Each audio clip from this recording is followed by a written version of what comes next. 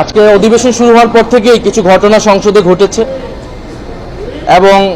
এই মুহূর্তে আমরা একটা পর্যায়ে ওয়াকআউট করে সংসদ অধিবেশন থেকে আমরা বের হয়ে এসেছি প্রতিবাদ স্বরূপ, এবং আপনাদের সামনে আজকে কথা বলবেন সে বিষয়ে বিস্তারিত আমাদের সংসদের সম্মানিত উপনেতা। তার আগে আমি জাস্ট 2 মিনিট একটু বলতেছি। আজকে প্রথমেই যেটা হয়েছে যে প্রশ্ন উত্তর পর্বে স্বরাষ্ট্রমন্ত্রীকে আমাদের বিরোধী দলীয় সংসদ সদস্য আবুল হাসনাত এবং বিরোধী দলীয় সংসদ সদস্য শফিকুল ইসলাম মাসুদ ওনারা স্বরাষ্ট্রমন্ত্রীকে প্রশ্ন করেছিলেন যে দেশের যে গত 6 মাসে 180 দিনের যে আইন শৃঙ্খলা সেটার তথ্য দিয়ে পরিসংখ্যান দিয়ে, যে পরিসংখ্যান পুলিশ সদর দপ্তর থেকেই পাওয়া গিয়েছে, তার সাথে বিগত 6 মাসের এই সরকার আসার পূর্বের 6 মাসে একটা তুলনামূলক আলোচনা করে প্রশ্ন করা হয়েছিল যে সরকার আইন শৃঙ্খলার পরিস্থিতি স্বরাষ্ট্রমন্ত্রী কতটা উন্নতি করতে পেরেছে নাকি পারে নাই, এবং সেই ব্যর্থতার দায় তিনি স্বীকার করেন কিনা। কারণ আমরা সারা দেশে দেখতে পাচ্ছি যে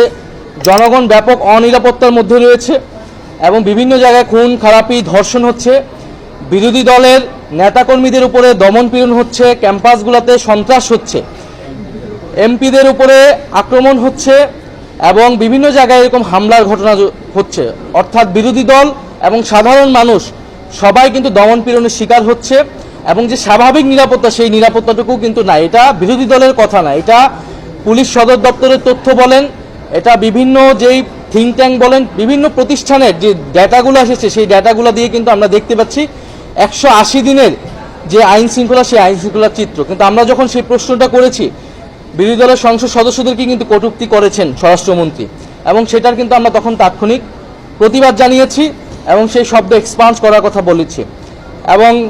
মাননীয় স্পিকার তিনি কিন্তু আমরা আজকে দেখলাম যে ইনি একটু পক্ষপাতিত্ব করলেন এবং বিরোধী দলের সাথে বৈষম্য করলেন,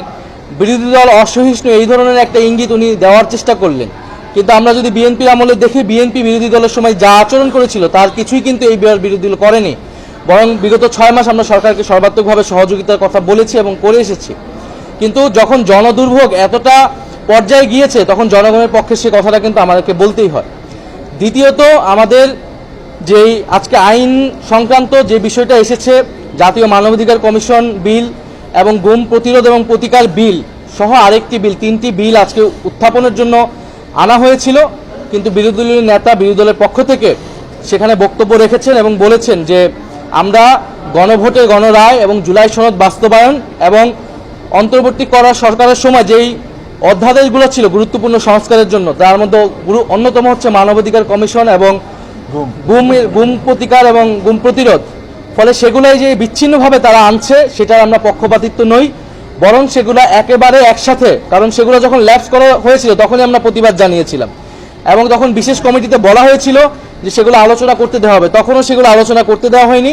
এখন সেগুলো বিচ্ছিন্নভাবে আনা হচ্ছে এবং পাশ করিয়ে নিজেদের মতো করে তারা আনছে এবং পাশ করিয়ে নিয়ে যাচ্ছে। ফলে সেটার প্রতিবাদ স্বরূপ আমরা একটা সংসদীয় একটা স্বেচ্ছাচারিতা দেখতে পাচ্ছি, সংসদীয় একটা স্বৈরতন্ত্র দেখতে পাচ্ছি সরকারের পক্ষ থেকে, যেখানে স্পিকার এবং সরকার দল তারা এককভাবে এই পুরা জিনিসটা পরিচালনা করছে সংসদ। ফলে সেটার প্রতিবাদ স্বরূপ আমরা বের হয়ে এসেছি এবং আমরা দাবি জানিয়েছি যে সংবিধান সংস্কার পরিষদ অবিলম্বে গঠন করতে হবে